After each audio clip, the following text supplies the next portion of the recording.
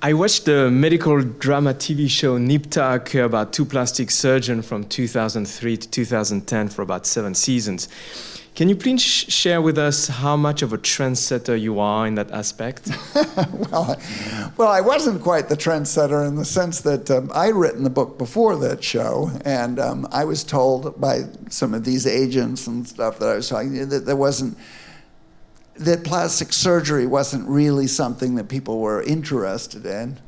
I was probably a little ahead of my time. I mean, it was interesting that agent in London, Ali Gunn, who worked for this Curtis Brown, and she had published the book about Diana's butler, which was like one of the biggest books in the world. She thought, she was very animated by this. She thought I was really onto something. So she got it, but she was ahead of her time.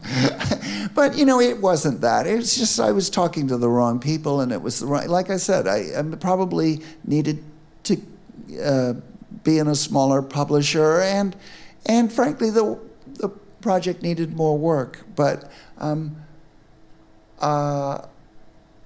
this is quite a different story than Nip Tuck, but it is the world of plastic surgery and beauty, and there's other shows that came on like Extreme Makeover and Butched, and you know, there's a lot of it is obviously, as I found in the course of, I'm doing another talk, a discussion, I should say, tonight with Dr.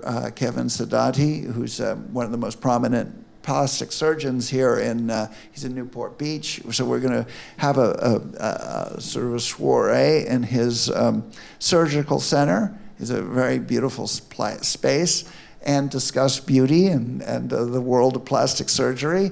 And what I realize is that I've maybe tapped into something, that there's this $35 billion beauty industrial complex out there that these plastic surgeons are quite intrigued with the book, and I can do events with plastic surgeons, and they can bring an audience, and there's a lot of synergy there.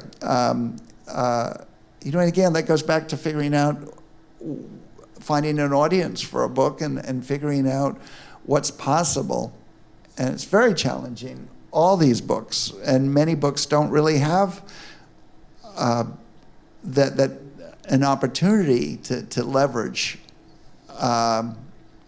So, I mean, it's great that it happened to be this as my starting point, because maybe I can build a following a little bit more easily than if, say, it was just a beautiful story of two people and, you know, living on the beach somewhere.